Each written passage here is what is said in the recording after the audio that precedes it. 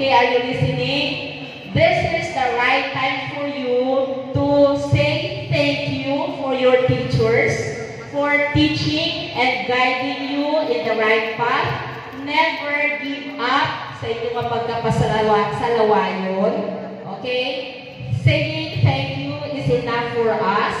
And of course, to your parents, never forget to say thank you, Mama, thank you, Papa, thank you, Lula and Lolo, for all the sacrifices, for all the support, emotionally, morally, and financially. It's not easy to raise a child. Diba, parents?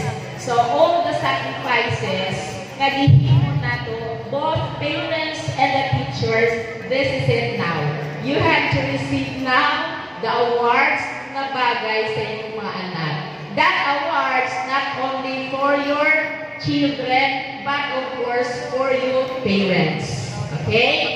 So, dili na nato dugayon pa. Once again, congratulations to everyone and good morning.